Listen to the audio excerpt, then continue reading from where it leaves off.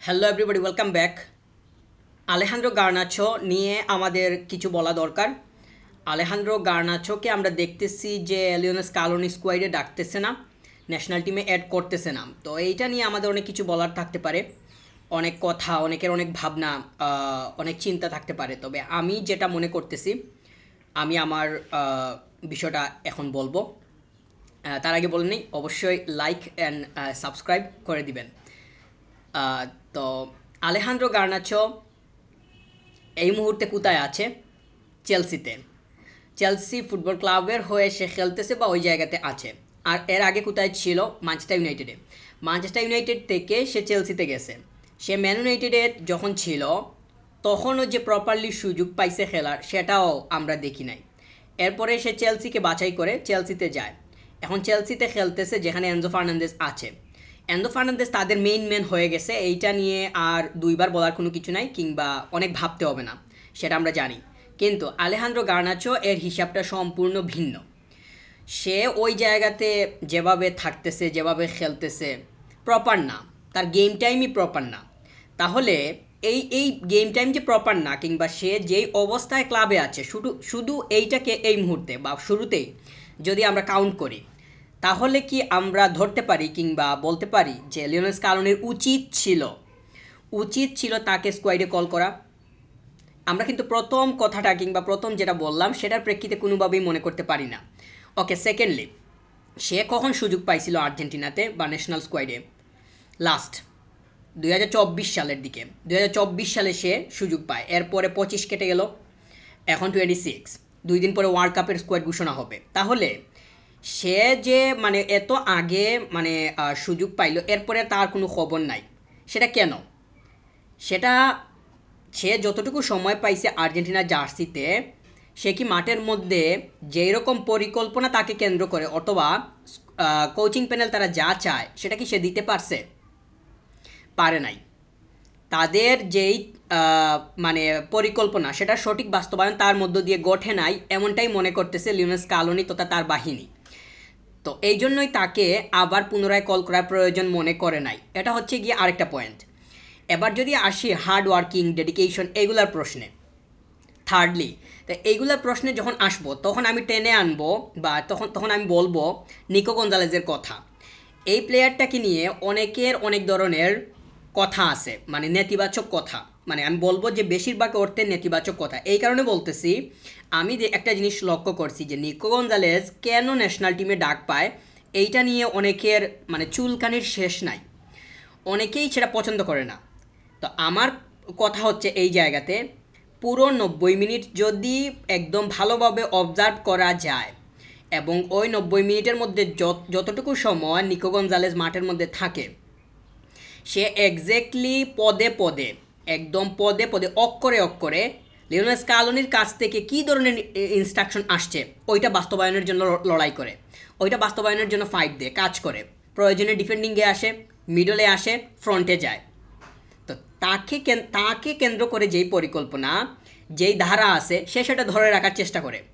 আমি এই মুহূর্তে মানে তর্কের স্বার্থে বা আলোচনার স্বার্থে নিকো গঞ্জালেজের সাথে আলেহান্দ্রো গার্নাচোকে মিল করব।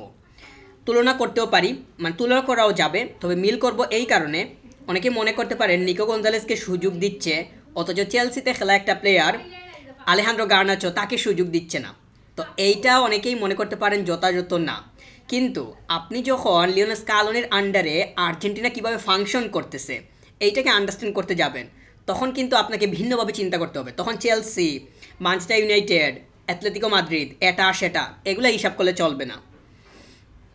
2022 বিশ্বকাপে আর্জেন্টিনা যেভাবে খেলছে, এই যে টিমটা দাঁড় করাইছে লিওনেল স্কালোনি, এদেরকে কোথা থেকে খুঁজে বের করছিল? যদিও প্রসেস আছে, আমরা জানি 2019 থেকে প্রসেসটা শুরু হয়। 2019-এর কোপা আমেরিকা থেকেই তারপরে প্রসেসটা শুরু হয়। 18-তে যেই কোচ ছিল, ওইটার পরে লিওনেল স্কালোনিকে অন্তর্বর্তী হিসাবে দেয়া হয়। তো সে এসে এমন এক একটা জায়গা থেকে প্লেয়ার খুঁজে, নিকো গঞ্জালেসকে কই থেকে বের করছে, কোথা থেকে উৎপত্তি করছে? ওরে মনে করছে যে ওর দ্বারা সে যেভাবে চায় ন্যাশনাল টিম ফাংশন করুক, ওইটা সম্ভব হবে, অথবা যেই রুলটা ওরে দেওয়া হবে ও সেটা পালন করতে পারবে। তাহলে চেলসিতে খেলা একটা প্লেয়ারকে কেন মানে সে মনে করতে পারতেছে না যে আমি যেভাবে চাই ওইভাবে সে ফাংশন করবে? তার মানে আমাদেরকে দেখতে হবে এই মুহূর্তে, আলোচনার প্রেক্ষিতে এখন এসে দেখতে হবে লিওনেল স্কালোনির আসলে মাইন্ডসেটটা কোথায়, কিংবা তার সাইকোলজি আসলে কিভাবে স্ট্রাকচার্ড, সে কিভাবে মানে চিন্তা করে। দেখ, একটা জিনিস খেয়াল করলে খুব ভালোভাবে লক্ষ্য করা যাবে, স্কোয়াডে তো আর সবাই লিওনেল মেসি না, মেসিকে এখানে টেনে লাভ নেই। এখানে অন্যান্য পজিশন আমরা হুলিয়ান আলভারেজ, লাউতারো এদেরকেও টেনে লাভ হবে না। রদ্রিগো, দে পল এই মুহূর্তে এসে এনজো, ম্যাকলিস্টার এদেরকেও টেনে লাভ নেই, এমিলিয়ানো মার্তিনেজ, ক্রিস্টিয়ান রোমেরো এদেরকে টেনে লাভ নেই। কিন্তু অন্যান্য পজিশনে যে প্লেয়ারগুলো আছে এদেরকে প্রতিনিয়ত ফাইট করা লাগে, এদেরকে প্রতিনিয়ত ফাইট করা লাগে। এই যে নিকো গঞ্জালেস, এরাও আমি রাখতেছি না, আমি যাদের নাম বলছি তাদের সাথে। নিকো গঞ্জালেসকেও স্টিল ফাইটিং করা লাগতেছে তার পজিশনের জন্য, এবং সে টোটালি ডিজার্ভ করে। আপনি যদি পুরো আর্জেন্টিনার জার্সিতে মানে আর্জেন্টিনার জার্সিতে কীভাবে নিকো গঞ্জালেস খেলতেছে এটা যদি লক্ষ্য করে থাকেন, তাহলে আপনারা আন্ডারস্ট্যান্ড করতে পারার কথা যে কেন তাকে বারবার ডাকতেছে, আর কেন মানে আলেহান্দ্রো গার্নাচোকে ডাকতেছে না।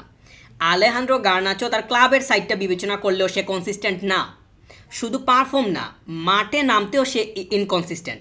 তাহলে চেলসিতে আছে নাকি কোথায় আছে সেটা তো ব্যাপার না, ব্যাপার হইতেছে সে কতটুকু গেম টাইম পাচ্ছে, সে কতটুকু কনসিস্টেন্ট, তার ফোকাস কেমন, সে তার রিদমটা মেনটেন করতে পারতেছে কিনা।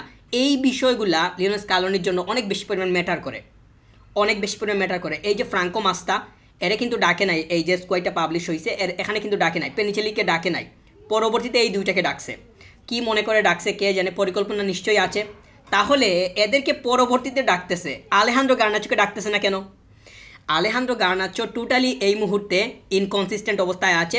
সে চেলসিতে থাকুক আর মহা চেলসিতে থাকুক, ডাজন্ট ম্যাটার, সে কোনোভাবেই মাঠে নামার দিক থেকেও কনসিস্টেন্ট না, পারফর্মের দিক থেকেও তার কাছ থেকে কোনো ধারাবাহিক কোনো কিছু পাওয়া যাচ্ছে না।